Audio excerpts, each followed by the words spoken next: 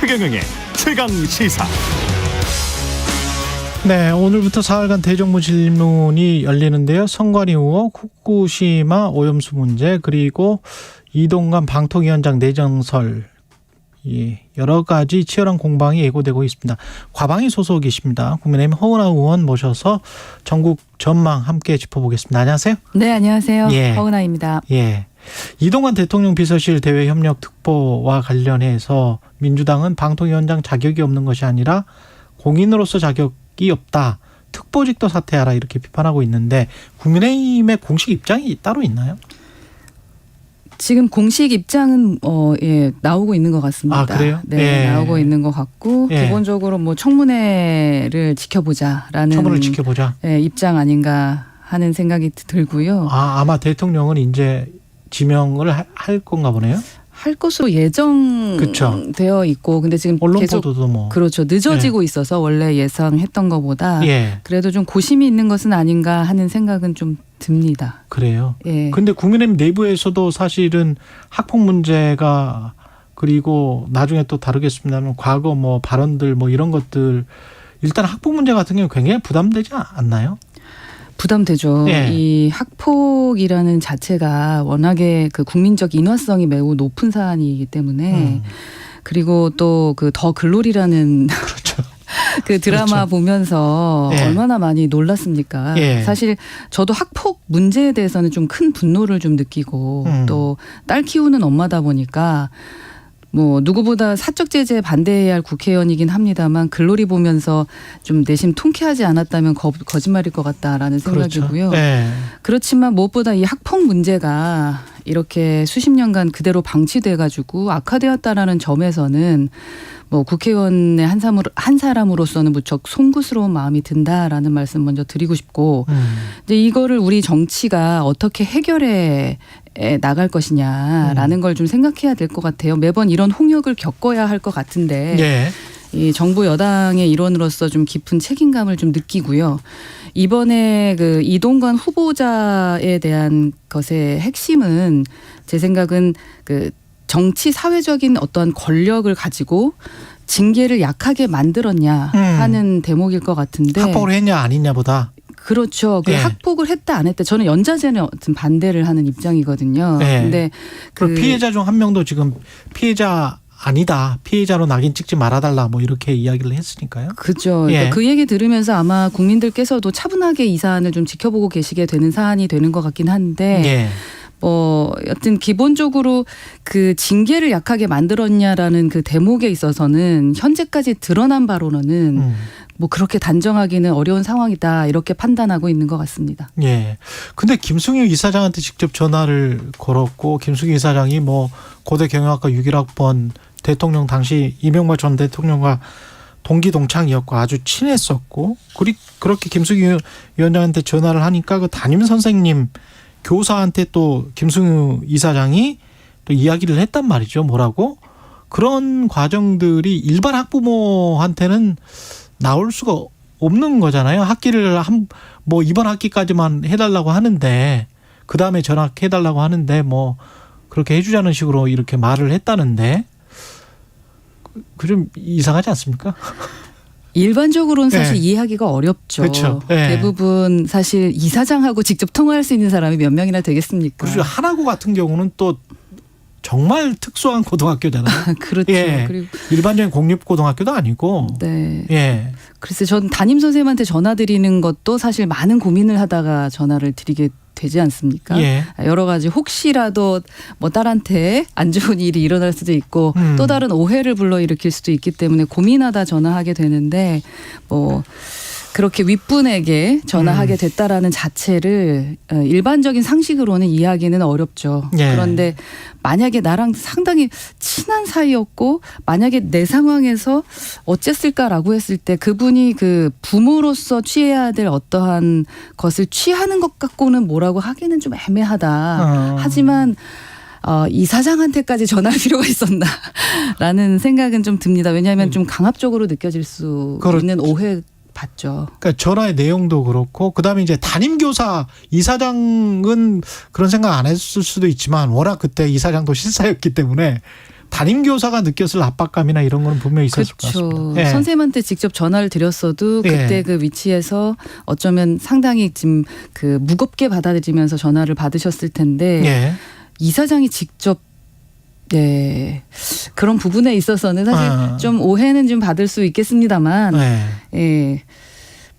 여러 가지 생각을 하게 합니다. 그 과거의 발언들 그리고 지금 과거의 청와대 기록물이랄지 국가정보원 내부 문건이랄지 이런 거를 보면은 언론을 관리하려고 하는 듯한 표현들이 홍보수석실에서 이미 뭐 나왔거든요. 무슨 조치 결과 10시 이후에는 비보도했음 뭐 이렇게 된단 말이죠. 문제 보도가 있었고 그 VIP가 어떤 말을 했는데 그 외신을 이용해서 비판을 했다고 해서 이게 부정적 보도다. 그래서 10시 이후에 조치를 해서 10시 이후부터는 비보도가 됐다. 그러면 어떻게 조치를 했는지는 모르겠지만 당시 그런 어떤 문건이 생산됐던 홍보수석실의 홍보수석이란 말이죠. 이게 지금 방통위원장으로 지명하면 비슷한 일을 반복하지 않을까라는 언론의 우려는 있는 것 같습니다.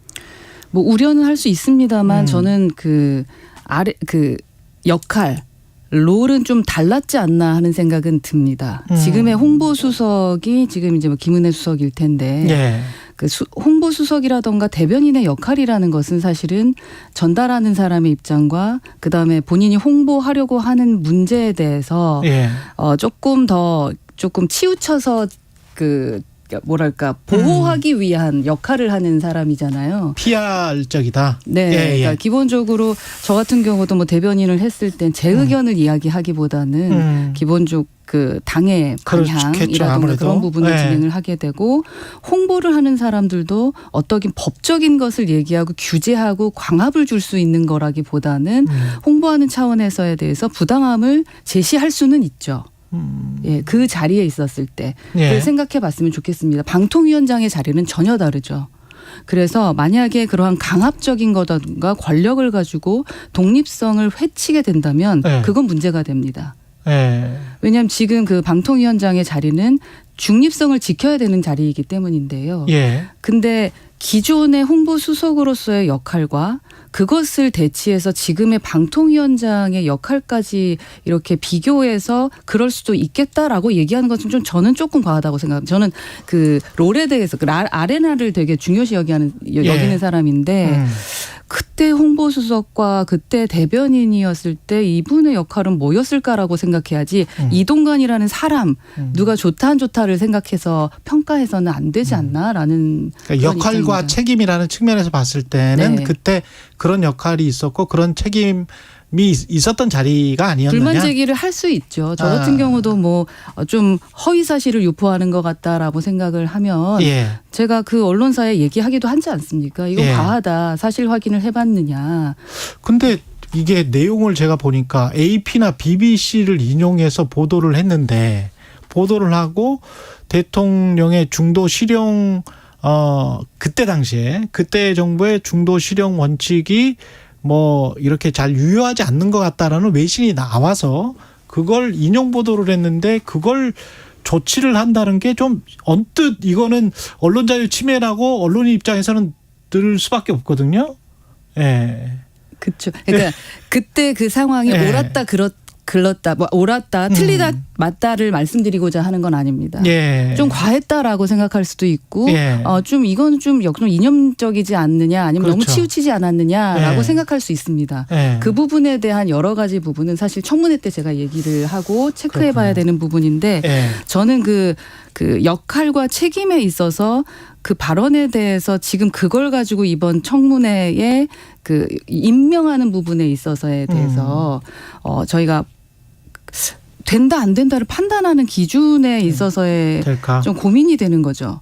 그러니까 물론 뭐 사람의 생각 가지고 뭘 평가를 하기가 좀 쉽지는 않죠. 그렇죠. 쉽지는 그러니까 않은데 방통위원장으로서의 역할과 책임을 다할 수 있는 사람이냐 이 부분에 저희가 집중해서 청문회를 해야 될 것 같습니다. 그게 이제 이렇게 생각하시면 어떨까요? 가령 이제 우리가 한 95% 또 90% 정도의 일반적인 논리와 뭐 구구파나 국자파가 있는 뭐 유튜브와 근데 이제 어떤 구구파로 여겨지는 유튜브에 가서 제대로 된 보수 우파는 지상파를 보지 않는다.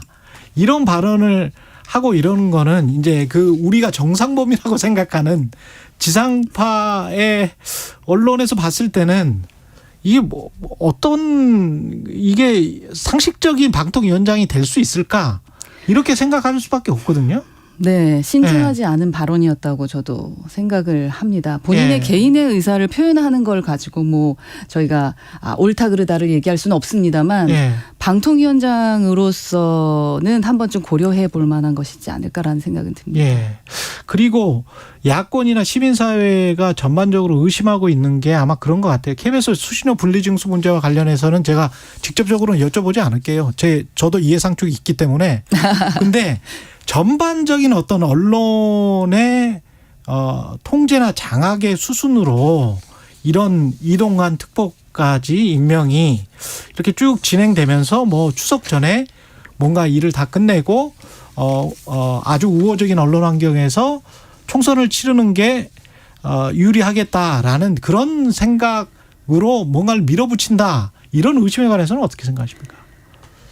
그렇게 이제 끼워 맞추면 그렇게 느껴질 수도 있겠습니다만 제가 과방위에 지금 3년째 있는데 수신료 분리징수는 사실 야당이 지속적으로 주장하는 바고 저희가 야당이었을 때도 제가 주장했었고 방송법에도 제가 넣었습니다. 그래요. 왜 그렇게 했느냐에 대한 것은 사실은 정말 많은 국민들이 수신료 분리징수를 원하는 여론조사는 많이 나오지 않았겠습니까? 그래서 여하튼 지금 지내왔던 시간이 3년이 넘었고 사실 기존부터 뭐 민주당에서도 수신료 분리징수에 대한 법안을 많이 냈었죠. 그렇기 때문에 그건 오래된 거라서 그거를 엮기는 좀 애매하다라는 거고 또 뭐 방통위원장 저희 과방위원장이 장제원 의원 위원장이 옳은 부분을 갖고도 또 엮어서 말씀을 하시던데 더 잘 아시겠지만 사실 1년 전에 이미 정해졌던 거지 않겠습니까? 서로 놓지 않겠다라고 해서 행안위원장과 반반씩 하기로 했죠. 반반씩 해서 1년 뒤 바뀌기로 해서 5월 31일까지 진행하는 건 이미 정해져 있었던 거다. 어쩌다 보니 이게 연결이 되면서 진행하다 보니 충분히 그렇게 오해할 수는 있습니다만 일부러 그렇게 껴맞추려고 한 것 같지는 않습니다. 제가 과방위원으로 있었을 때. 그렇군요. 네. 예, 다른 이슈를 좀 가보겠습니다. 싱하이밍 중국 대사가 이재명 대표를 만나고 한국과 중국이 서로 지금 대사를 불러서 항의를 했는데 일단 싱하이밍 대사의 발언은 어떻게 들으셨어요? 싱하이밍 대사의 발언보다 그 자리에 있었던 이재명 대표가 상당히 당황스러웠겠구나라는 생각을 했습니다. 저도 상당히 당황스러웠고 아마도 뭐 그렇게까지 얘기할까 그렇게까지 세게 발언할까라는 생각을 하지 않았을까라는 생각이 좀 들었고요. 안 갔어야 됐다고 보세요? 그렇죠. 이게 국제 외교 무대를 국내 정치용으로 쓴다라는 것이 얼마나 어려운 일인데 이런 불상사가 나올 수밖에 없는 거거든요. 그래서 조금 쉽게 생각하신 것 같다. 가벼이 생각한 것 같다라는 생각이 들고요.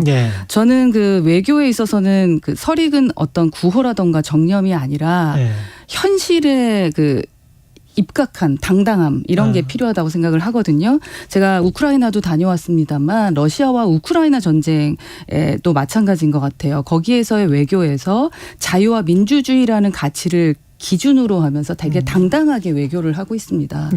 그런 것처럼 저희가 갖고 있는 어떤 가치를 가지고 집중해서 우리의 국익에 대한 이야기를 해야 되는 부분인데 이거를 국내 정치용으로 쓰려고 하다 보니까 아주 큰 불상사를 그 전에 한국의 스탠스는 지금 한미일 뭐 협력 또는 동맹 강화 그리고 이제 중국과 약간 좀 뜨한 관계처럼 비춰졌다. 권영세 장관이 우리 최강시사에 나와가지고 이제 중국으로 피벗해야 된다.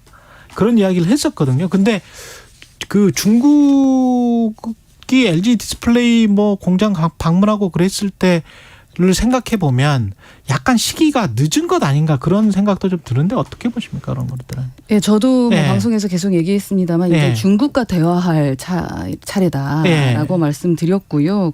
이게 외교라는 게 사실은 뭐 흑백이 아니지 않습니까? 그렇죠. 네. 기본적으로 친구도 될 수 있고 적이 될 수도 있는 상황인데 네.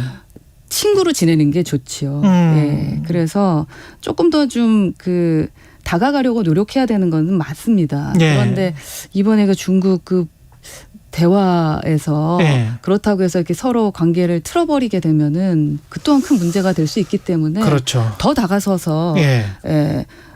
진짜 외교적 우위성 우리의 그 능력을 예. 좀 보여줄 때가 되지 않나 하는 생각은 듭니다. 적대적 관계로 확전돼서는 안 된다. 절대 안 됩니다. 예. 그리고 국민의힘 같은 경우는 지금 조광특위를 출범시킨 거죠. 네네. 지난번에 12월에 비대위에서는 이제 42곳 조직위원장 인선하면서 친 이준석계 의원들 다 탈락했고 그 중에 한 명이시. 예, 좀 다른 모습을 보여주실까요? 줄까요? 네, 뭐 예. 반면교사라고 했는데 과거 잘못에서 뭐 무엇이 잘못되든지 알아차리지 못하면은 어떻게 발전할 수 있겠습니까? 잘못 또다시 반복하지 않을 것이라고 믿고 싶습니다. 김기현 국민의힘 대표가 지금 취임 100일을 맞았습니다. 15일이 취임 100일인데 그동안 평가를 해 주신다면 어떻습니까? 원내대표 때 제가 부대표였었고 예. 일을 어떤 식으로 하시는지 잘 알고 있습니다. 상당히 성실하게 일을 처리하시는 스타일인데 첫 단추가 조금 긍정적이지 못하게 예. 끼어지다 보니까 오시는 길이 조금 힘들었겠다라는 생각은 들고요. 예. 제가 지속적으로 강조하고 있는 것은 이제는 당정일체론을 파기할 때가 됐다. 그리고 당당하게 리더십 발휘를 하실 수 있는 그런 시점으로 100일이 되었으면 좋겠다라고 생각합니다. 요즘에 당내 여튼 잘 이렇게 예. 조화를 이루려고 노력하고 계시거든요. 예. 노력하고 계시는 이러한 부분들이 국민들께도 잘 보여질 수 있도록 같이 노력해야 될 것 같습니다. 당정 일체론을 파기할 때도 됐다는 건 어떤 의미일까요? 제가 첫 단추를 잘못 끼웠다라고 말씀을 드리는 게 이제 100% 당원 투표로 시작된 이 전당대회에서 이제 선출이 되신 분 아니겠습니까? 그러면서 기본적으로 용산과의 거리두기에 실패한 것이 아닌가 하는 생각이 듭니다.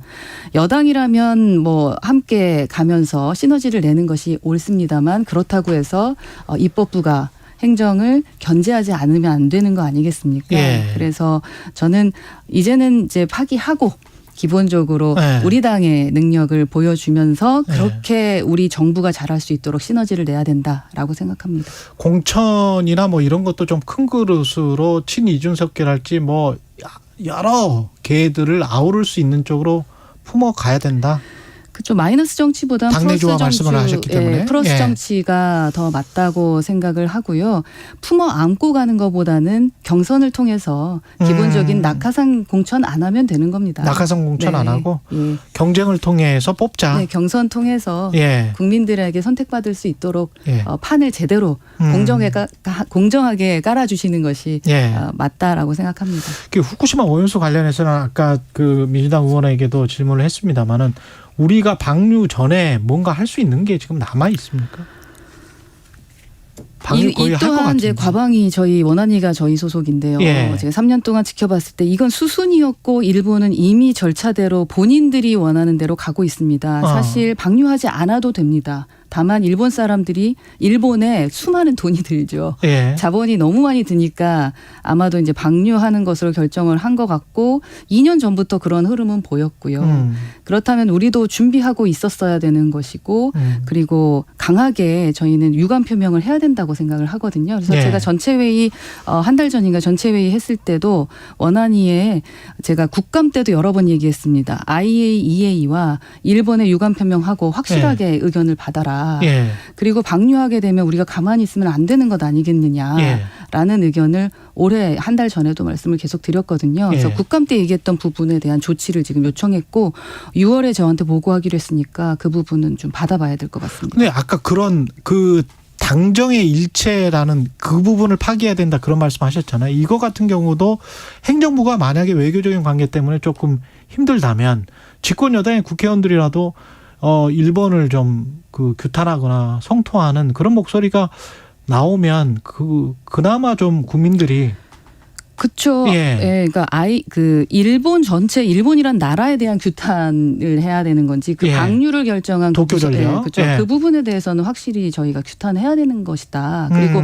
저희가 야당일 때 그랬었고. 예. 그래서 그 부분에 대한 것은 우리나라 국민 입장에서 그렇죠. 접근해야 된다라고 생각합니다. 예, 여기까지. 우리나라 국민의 안전이 최고입니다. 예, 여기까지 말씀 듣겠습니다. 국민의힘 허은하 의원이었습니다. 고맙습니다. 감사합니다. 최경영